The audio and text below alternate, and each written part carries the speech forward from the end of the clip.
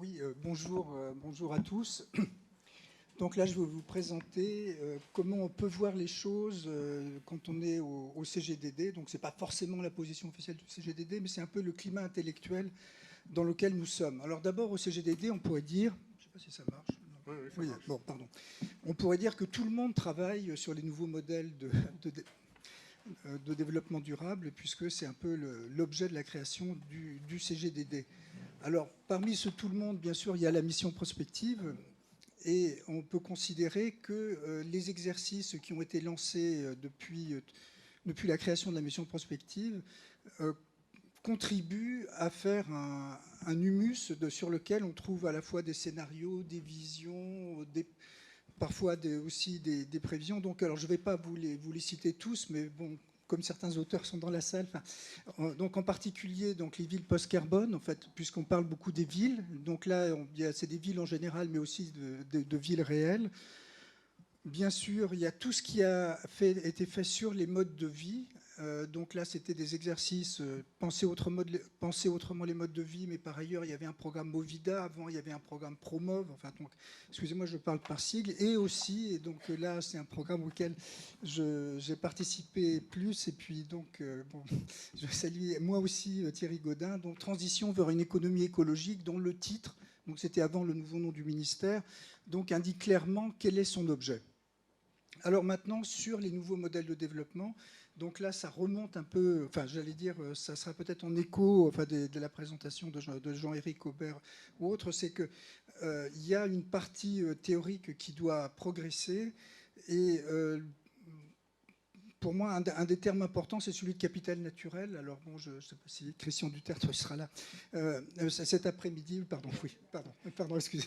Voilà, donc voilà, mais donc il n'a pas non plus, bien sûr, le monopole de ces termes, mais il l'a poussé, et je pense qu'une étape importante sera le jour où, dans la comptabilité des entreprises, on pourra faire entrer également ce qu'elles doivent ou ce qu'elles prennent au capital naturel. Alors je mentionne aussi donc que c'est vraiment un thème de recherche, un thème nouveau, et qu'il y a une association, Auré, bien connue ici, je n'en doute pas, donc qui y travaille depuis des années.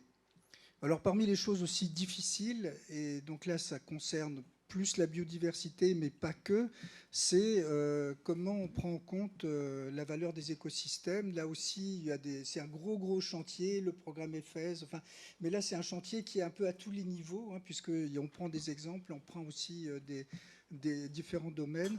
Et donc là, pour moi, c'est un peu la frontière de la recherche, en fait, hein. C'est là où ça se passe et où je crois la France peut apporter quelque chose. Alors après tous ces aspects théoriques et puis un peu en complément, enfin si je peux dire, d'Anaël Boutet qui a donné des vrais exemples, donc un autre terme qui heureusement n'a pas été déjà cité par les précédents intervenants, c'est celui de la sobriété, en fait, qui fait un retour, enfin s'il faut communiquer, peut-être qu'on pourrait communiquer un petit peu plus sur la sobriété. Alors après, il y a des gens qui rajoutent sobriété heureuse. Enfin bon, enfin, chacun peut en faire sa version, mais le terme sobriété, même si on n'est pas forcément un fanat ou convaincu, on comprend très bien que c'est une manière certaine de limiter notre consommation, enfin nos prélèvements sur les ressources naturelles. Et puis pour moi, le terme sobriété est un peu en écho de quelque chose qui a participé à la prise de conscience écologique bien avant. C'était l'efficacité énergétique, hein, donc l'efficience énergétique. Voilà.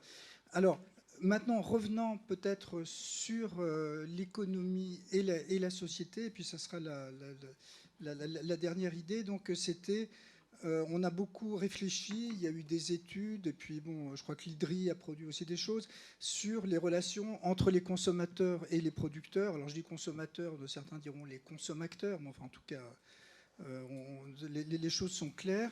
Et c'est le terme peut-être d'économie de la fonctionnalité. Enfin, bien sûr, qui n'est pas contradictoire avec l'économie circulaire, mais qui traduit aussi, enfin, à mon sens, peut être attaché à deux choses. Enfin, une évolution de la société ou de l'économie des objets vers les services. Hein, donc, il y a des exemples typiques. Bon, on cite toujours Michelin, mais heureusement, il y en a d'autres. Et puis aussi, donc, une forte dimension collaborative. et qui le rend sympathique et qui justement est en phase avec une des transitions qui a été mise en œuvre. Alors, ceci suppose qu'il y a des nouveaux business models qui se fassent, ce qui fait que la question de la transition, j'allais dire, économique, elle se pose bien sûr au niveau macro. On a parlé du PIB ou de ce qui devrait le remplacer, mais elle se passe aussi au niveau microéconomique, donc au niveau des entreprises. Et je voudrais dire qu'à force d'innover, des fois, on retrouve des choses qui ont toujours existé. Et puis, je ne peux pas m'empêcher de citer l'économie sociale et solidaire, à laquelle j'ai aussi travaillé dans un temps très lointain.